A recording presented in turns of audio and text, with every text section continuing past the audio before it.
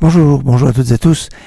En ce jour où peut-être les personnes qui vont au slichot ont des fois des slichot qui commencent plus tard le dimanche.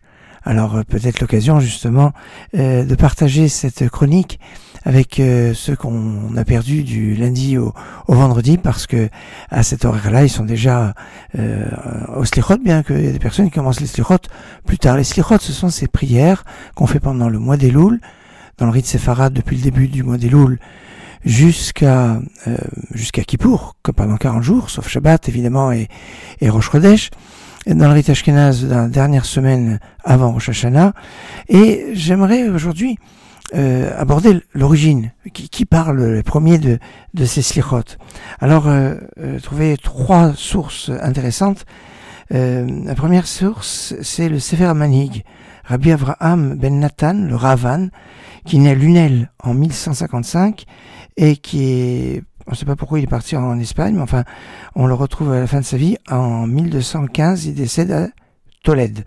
Ses maîtres sont des maîtres français, lui qui était originaire de Provence quand même, puisqu'on retrouve parmi ses maîtres le Riazaken, Rabbi Yitzhak ber Shmuel, qui était lui-même l'élève de ses oncles Rabbeinu Tam, Rashbam, Rivam, monde ashkénaze.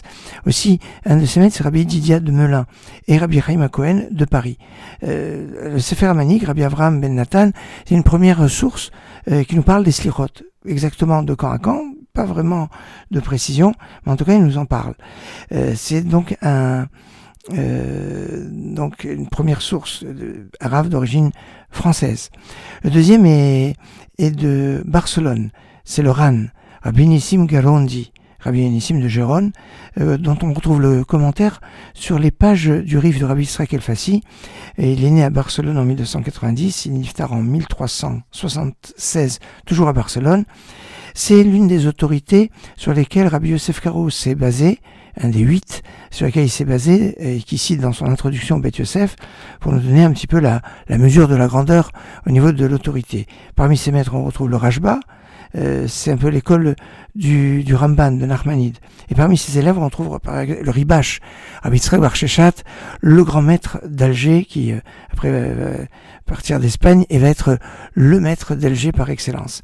Et puis la troisième source, qui est en fait la plus ancienne des deux autres, c'est Rabbi Yitzhak ben Jiyat. Rabbi Yitzhak ben Jiyat a vécu à peu près à l'époque de Rashi. Il est né en 1030, alors que Rashi est né en 1040, et il niftar en 1089, alors que Rashi est niftar en 1105. Rashi a vécu plus longtemps que lui.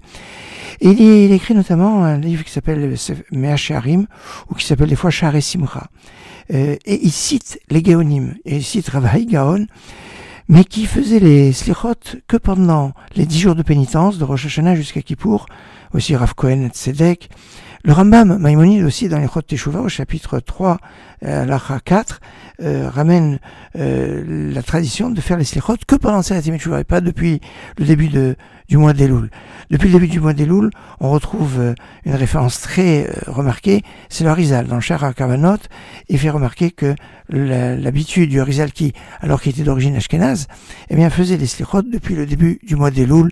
Là, ça a donné une autorité importante de commencer les slichot depuis le début du mois d'Elul. D'ailleurs, le Chida, dans son Birkei Yosef, va nous dire que les slichot récités avec un minyan sont plus importantes dans cette période que même étudiées.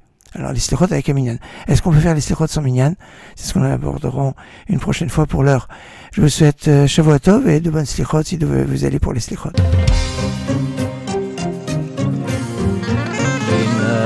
אדם מלך נרדם, קום קרא בתחנונים, שפוך שיחה דראש סליחה, מאדון אדונים, יחצו תהר ואל תחר, בטרם ימים פונים, ומרה רוץ לעזרה לפני שוכן מעולים, ומפשע וגם רשע ברח ופחד באסונים,